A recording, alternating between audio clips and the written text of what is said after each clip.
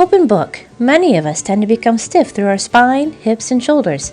The open book stretch increases flexibility in all of these areas, helping to improve posture and relieve tense neck, shoulder, and chest muscles. Lay directly on your side with your top leg bent forward, knee resting on a small pillow or a rolled towel. Arms start outstretched in front of you. Slowly and smoothly raise arm in an arc reaching behind you. Turn your head to follow your arm as you reach. Pause and return to your starting position. This stretch should be used once a day or every other day, performing 20 to 30 repetitions each time. Sit to stand or squat. To begin, stand in front of a chair with your feet pointed straight ahead and about hip width apart. With a smooth motion, start to bend your hips and knees as if to sit in the chair. Don't sit all the way down, but go as low as you can without letting your knees point inward or move forward past your toes. Then, return to your full upright starting position. Slowly increase the number of squats you do over time, eventually up to 3 sets of 15 repetitions. As you get stronger, you can increase the intensity of your squat and start trying the chair pose. Your squat position will be similar, feet hip width apart, knees and toes straight ahead, hips back. Now raise your arms overhead, straight through your elbows and hands, as close to your ears as you can. Hold this position for a count of at least 10 seconds. Over time, increase to a 30 or even 60-second hold. Deadlift reach to chair. Start by standing in front of a chair with your feet hip width apart and straight through your hips. Keeping your back straight, smoothly bend at your hips, reaching down toward the seat of the chair. Your knees may bend a little, but most of the movement is from your hips. Do not slouch in your back. Start with a set of 10 to 15 reaches and slowly over time increase to 3 sets of 10 to 15 repetitions. When this version gets easier, you can start to do the same motion while standing on one leg at a time. Again, be sure not to let your back slouch and pay attention to not letting your hips or back twist. Your free leg should extend back behind you a little as you reach down. When you return to upright, you may touch your toe down for balance as needed, but try to stay on one leg as much as possible. Start with just one set of 10 repetitions on each side, and slowly increase over time to 3 sets of 10 to 15. You should feel this exercise in the backs of your hips and thighs. Prone position.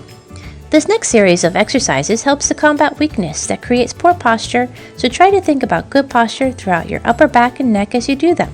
Start by laying on your belly at the edge of your bed, with your head out over the edge and arms back beside your hips.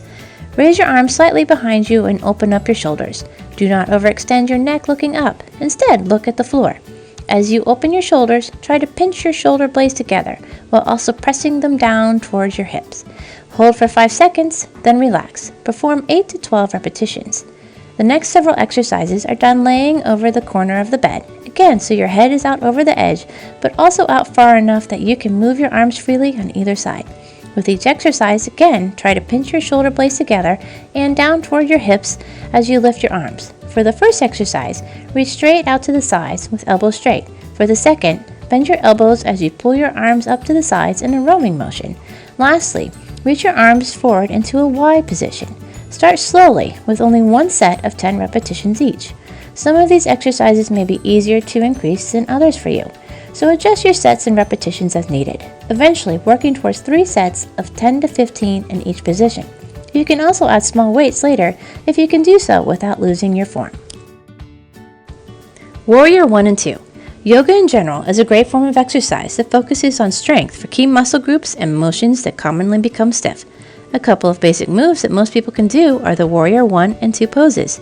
These can be used as a flow, where you hold for short periods and then transition to the next position, or you can hold each separately for a longer duration. Over time, they will help with balance, but at first you can stand close to your kitchen counter and place one hand there to assist. For both of these warrior positions, your feet will be set in a long lunge with your back foot turned outward. Your front leg is bent and back leg is straight.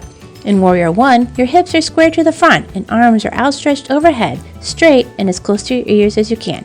When you move to Warrior 2, turn your hips sideways and your arms are now outstretched directly to your sides with your head turned forward. Try to keep your arms level and do not lean your trunk forward. Side plank. Side planks and side bridges focus on your abdominal and hip muscles.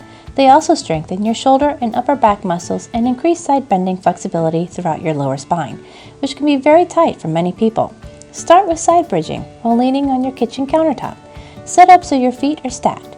Do not sink into your shoulder. Instead, hold it so your upper back and neck are in good posture. Do Do not twist as you bend your waist in toward the countertop, then push back out to straight. As the standing side plank becomes easier, you can move to a side-lying bridge with your knees bent. Again, your starting point will be when you are lifted and props on your elbow and knees, straight through your torso. Do not twist or bend forward at your waist and hips as you side bend toward the table, then press back out to straight. Do not sink into your shoulder. With both versions, start with just 8 to 10 repetitions on each side. Over time, increase to 3 sets of 8 to 10 repetitions.